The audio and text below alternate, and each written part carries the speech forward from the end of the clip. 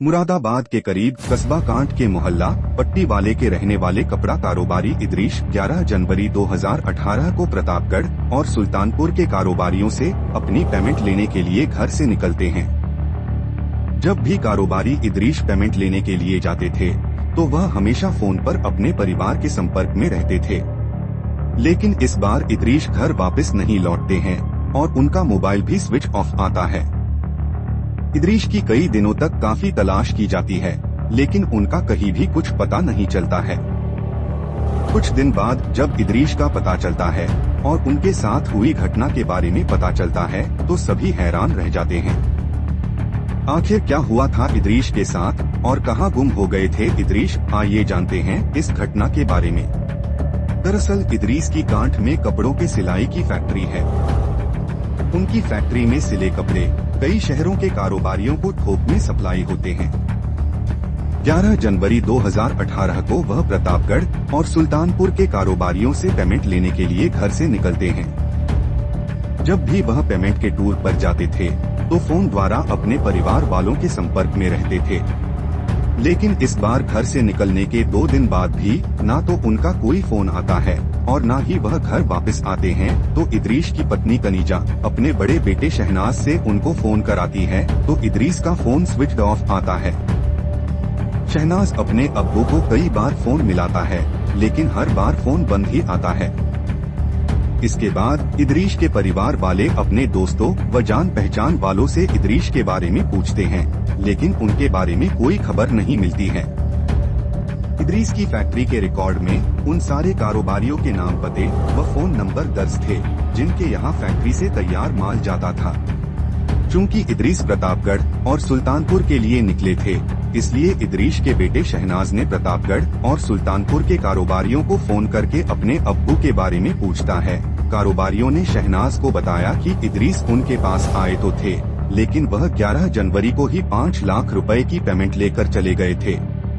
यह जानकारी मिलने के बाद इदरीश के घर वाले परेशान हो गए, उन्हें किसी अनहोनी का डर सताने लगता है। इसके बाद इदरीश की पत्नी तुरंत पति की तलाश के लिए अपने बड़े बेटे के साथ प्रतापगढ़ चली जाती है और अपने पति इदरीश के गायब होने की रिपोर्ट दर्ज करा देती है। क्योंकि मामला एक कारोबारी के गायब होने का था, इसलिए थाना प्रभारी घटना की सूचना एसपी सुधीर यादव को दे देते हैं। एसपी सुधीर यादव सीओ मोनिका यादव के नेतृत्व में एक जांच टीम का गठन कर देते हैं।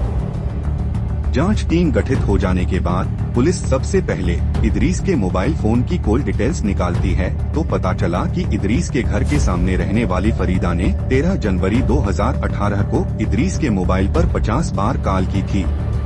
इदरीश के बेटे ने भी फरीदा और उसके पति पर शक जताया था। पुलिस तुरंत फरीदा और उसके पति आरिफ को पूछताछ के लिए उठा लेती है।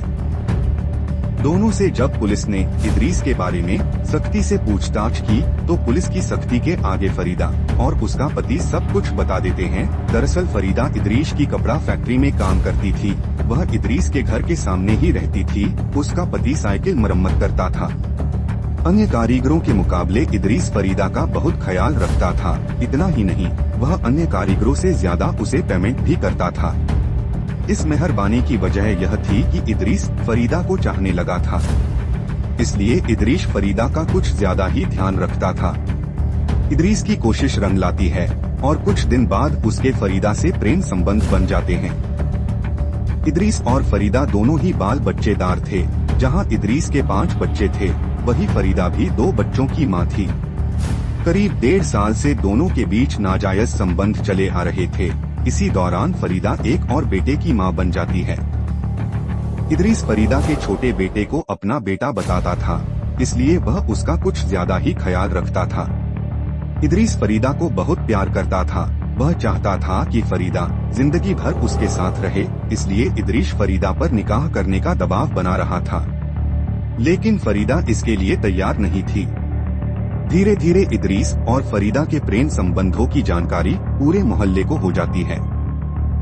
आरिफ भी फरीदा को बहुत समझाता कि उसकी वजह से परिवार की मोहल्ले में बहुत बदनामी हो रही है, वह इदरीश से मिलना बंद कर दे, लेकिन फरीदा अपने पति की बात नहीं मान रही थी। उधर इदरीश के पिता भी इदरीश को काफी समझाते हैं कि वह क्यों अपनी घर गृहस्थी और कारोबार को बर्बाद करने पर तुला है। लेकिन इदरीस फरीदा के प्रेम जाल में ऐसा फंसा था कि उसे छोड़ने के लिए तैयार ही नहीं था। उसके सिर पर एक ही धुन सवार थी कि फरीदा अपने पति को तलाक देकर उसके साथ निकाह कर ले।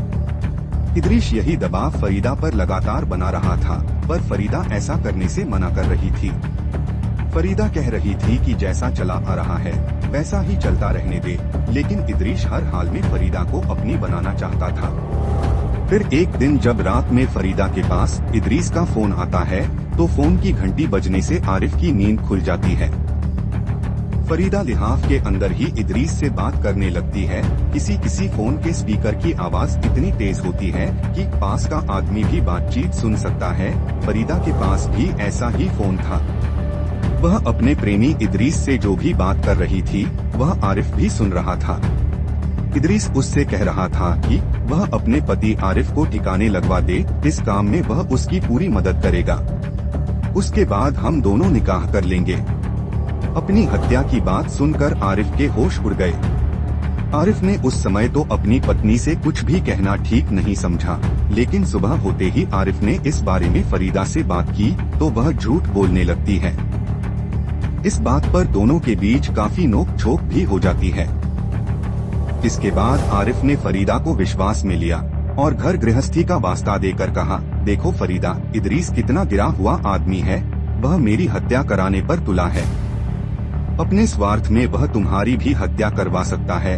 तुम खुद सोच लो कि अब क्या चाहती हो, यहाँ रहोगी या उसके साथ। इस बार समझाने पर फरीदा अपने पति आरिफ की बात मान लेती है।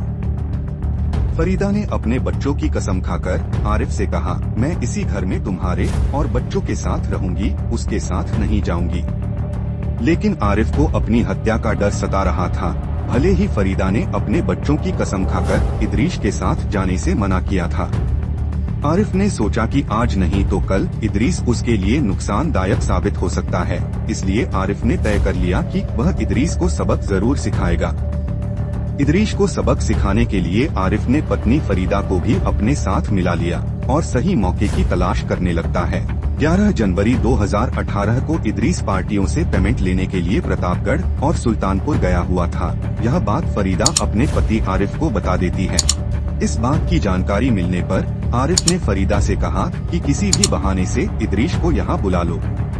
आरिफ के साले फरियाद को यह पता था कि इदरीस की वजह से उसकी बहन के घर में तनाव रहता है, इसलिए आरिफ के कहने पर फरियाद भी इदरीस की हत्या के षड्यंत्र में शामिल हो जाता है। उधर इदरीस प्रतापगढ़ और सुल्तानपुर के कारोबारियों से करीब 5 लाख रुपए का कलेक्शन करके 13 जनवरी को कांठ लौट रहा था। बाइक पर वापस लौटते हुए इदरीस ने अपना फोन साइलेंट मोड पर लगा लिया था।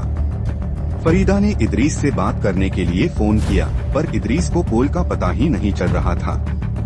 फरीदा इदरीस को लगातार फोन कर रही थी। कांठ पहुंचने पर इदरीस ने जैसे ही अपना फोन देखा तो प्रेमिका की 50 मिस्ड कॉल देखकर चौंक गया। इदरीस को लगा कि पता नहीं क्या बात है जो फरीदा ने इतनी बार फोन मिलाया। इदरीस तुरंत फरीदा को फोन मिलाता है और बोलता है कि मेरा फोन साइलेंट था, मुझे तुम्हारे फोन का पता ही नहीं चला, बताओ क्या बात है।